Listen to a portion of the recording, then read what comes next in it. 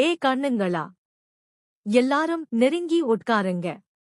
நான் சின்ன பொண்ணா இருந்தப்போ இந்த மழையைப் பார்த்தா மனசு நிறைய சிரிக்கும். மழை பெய்ய ஆரம்பிச்சா நான் முதல்ல என்ன பண்ணுவேன்னா, வாசலுக்கு வெளியே போய் இந்த மண்ணை நக்கி வாசிப்பேன். அடே, என்ன மனம் தெரியுமா?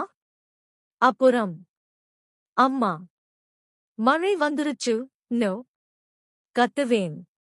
இந்த மழை கண்ணே வெறும் தண்ணி இல்ல, அது வானத்தோட கண்ணீர். ஆனா சந்தோஷக் கண்ணீர். மழை வந்தா மரம் சிரிக்கும், கிணறு பாடும், விவசாயி நிம்மதியா தூங்குவான்.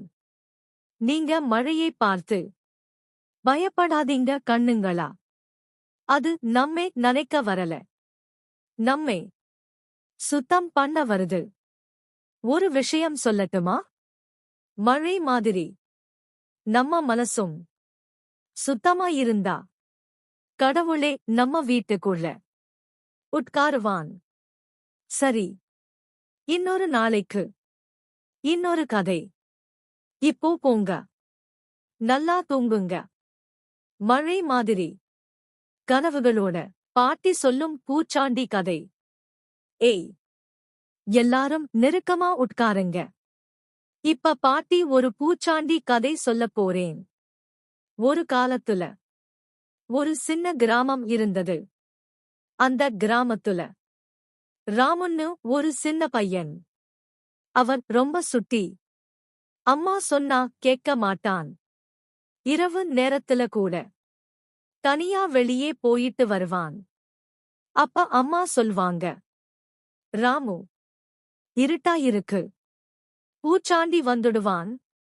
ராமு சிரிச்சான். பூச்சாண்டி எல்லாம் கதை அம்மா. ஒரு நாள் இரவு மழை சின்ன சின்னதா தூறிச்சு. ராமன் தனியா தோட்டத்துக்கு போனான்.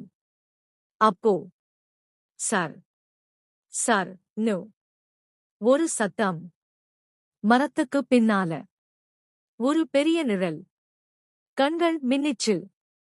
ராமு பயந்துட்டான். அம்மா நோ ஓட ஆரம்பிச்சான். அப்போ அந்த நிழல் பேசிச்சு. பயப்படாதே ராமு, அது வேற யாரும் இல்ல, அந்த ஊரு முத்துப்பாட்டிதான். மழையில கொடை தேடி வந்திருந்தாங்க. ராமு நிம்மதியா சிரிச்சான்.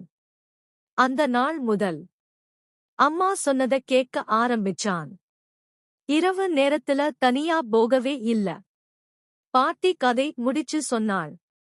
பூச்சாண்டி உண்மையில இல்லை பிள்ளை, ஆனா சொல்ல கேட்காத பழக்கம்தான் உண்மையான பூச்சாண்டி. பாட்டி சொல்லும் மாய பூச்சாண்டி கதை. அப்புறம் ஒரு நாள் இரவு இந்த கதைய கேட்டா தூங்கும்போது போர்வை நல்லா இழுத்துக்கணும். ஒரு சின்ன கிராமம். அதுக்கு பக்கத்துல ஒரு பழைய வேப்பமரம். அந்த மரத்துக்கு கீழ யாரும் இரவு போக மாட்டாங்க. ஏன் பாட்டி, நான் அங்க பூச்சாண்டி இருக்கான்னு சொல்வாங்க. அந்த ஊர்ல கண்ணன்னு ஒரு பையன். ரொம்ப தைரியம். பூச்சாண்டி எல்லாம் கதை நோ.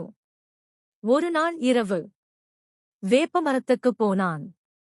காற்று ஊ அடிச்சது. இலைகள் சர் சர் நு சத்தம். அப்போ மரத்துக்கு பின்னால இருந்து கண்ணா நு ஒரு குரல். கண்ணன் நடுங்கிட்டான். யாருன்னு கேட்டான். அப்போ மெதுவா வெளில வந்தது ஒரு கருப்பு நிழல். கண்கள் மட்டும் மின்னிச்சு. நான் பூச்சாண்டி இல்லை, இந்த மரத்தோட காவலன். இங்க குப்பை போடாதீங்க, மரத்தை வெட்டாதீங்க, இயற்கைய காப்பாத்துங்கன்னு சொன்னது. அப்படின்னு சொல்லிட்டு அந்த நிழல் காற்றோட கலந்துடுச்சு. அடுத்த நாள் முதல் கண்ணன் மரத்தையும் இயற்கையையும் ரொம்ப கவனமா பார்த்தான். பாட்டி முடிச்சு சொன்னாள். பயமா தெரிகிறதெல்லாம் கெட்டது இல்ல பிள்ளை. சிலது நமக்கு பாடம் சொல்ல வருதியு. பாட்டி சொல்லும் சிரிப்பு பூச்சாண்டி கதை.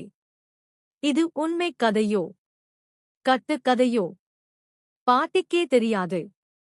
ஒரு ஊர்ல மணின்னு ஒரு பையன். அவனுக்கு இரவு தூங்கவே பிடிக்காது.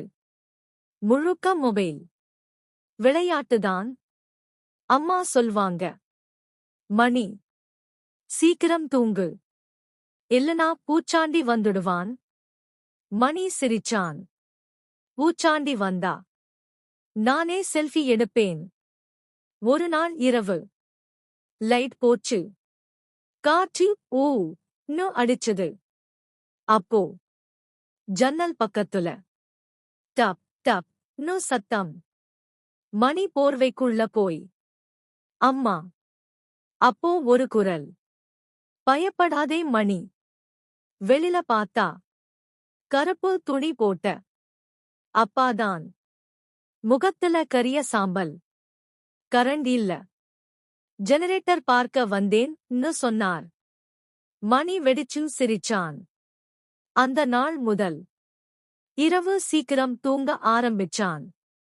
பாட்டி சிரிச்சுக்கிட்டு சொன்னாள், சில பூச்சாண்டிகள் நம்ம வீட்டுக்குள்ளேயே இருப்பாங்க. சரி கண்ணே. அப்படியே ரொம்ப சின்னதா பாட்டி முடிச்சுக்குறேன். நிலா மேல சிரிச்சுக்கிட்டே இருந்தா. காற்று மெதுவா தாலாட்டு பாடிச்சு. பூச்சாண்டியம் பிள்ளை நல்லா தூங்குதுன்னு அமைதியா போயிடுச்சு. இப்போ கண் மூடு கண்ணே. கனவுல பூவும் நிலாவும் விளையாடும். பாட்டி இங்கதான் இருக்கேன்.